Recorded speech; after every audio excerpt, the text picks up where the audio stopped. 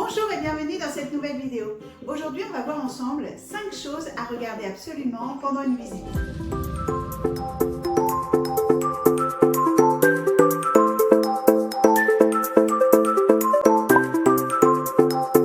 Alors, je dirais que la première chose à faire, c'est d'aller voir le compteur électrique qui se situe souvent soit dans l'entrée, soit dans le sous-sol. Vérifier qu'il n'y ait pas, qu'il soit plus ou moins à jour. L'idéal, c'est qu'il y ait des petits différentiels, des petits disjoncteurs.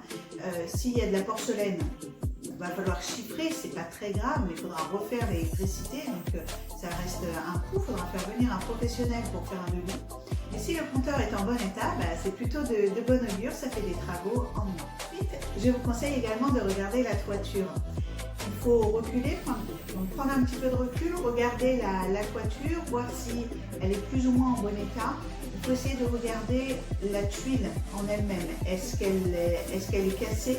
Est-ce qu'il manque des tuiles?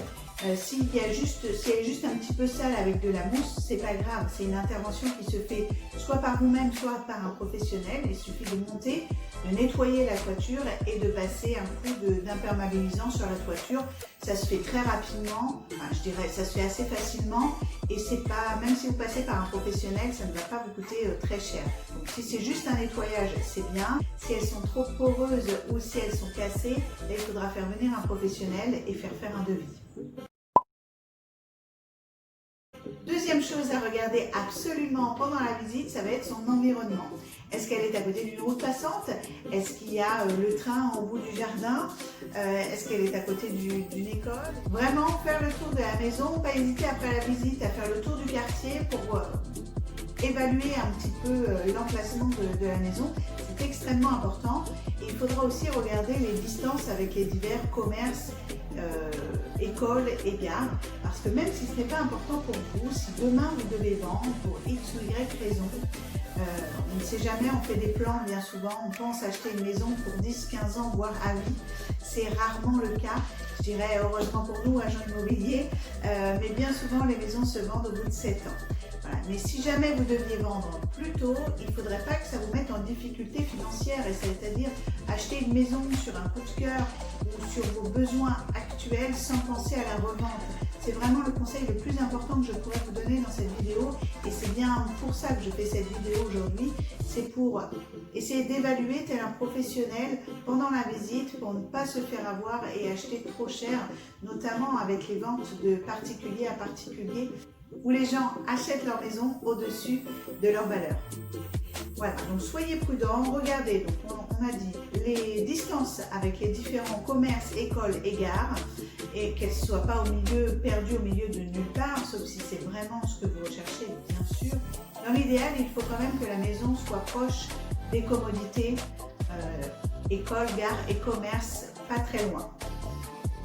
Et surtout, est-ce qu'il va y avoir des nuisances sonores? Est-ce qu'il y a un aéroport? Et regardez ce qui va se construire également aux alentours.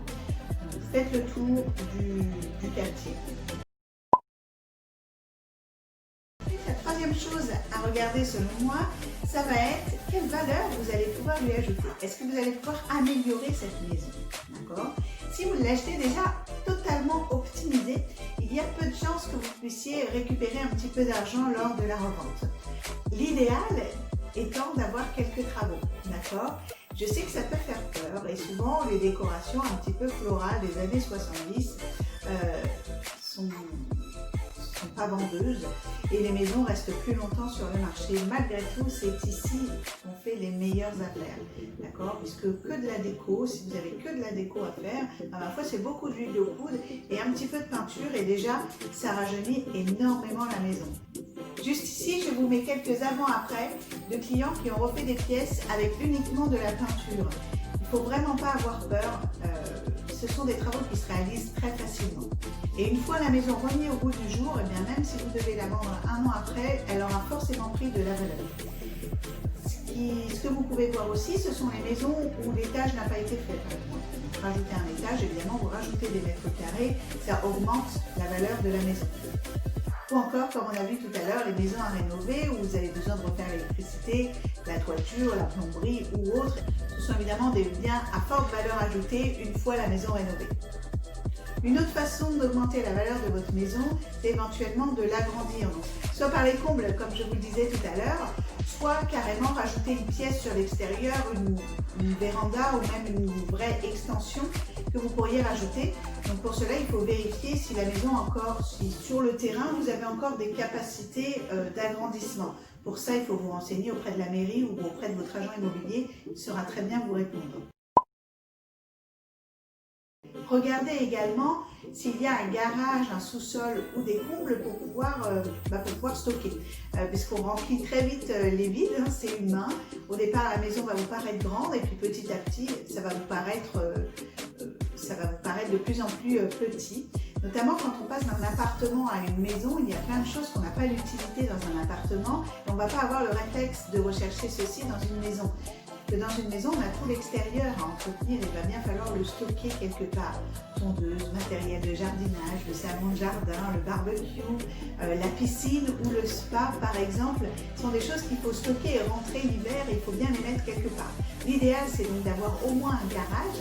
Donc s'il n'est pas existant, c'est pas grave, si vous pouvez le faire, ou alors voir si vous avez la place de mettre une cabane, ces cabanes qu'on peut voir soit en bois, soit en tôle dans le jardin, mais il vous faut absolument de la place pour pouvoir stocker tout ça, sinon rapidement tout ce matériel va se retrouver à l'intérieur de la maison et de nouveau, excusez-moi de parler toujours de revente, mais au moment de la revente, vous aurez ce souci de rangement et ce sera forcément un point négatif pour la maison.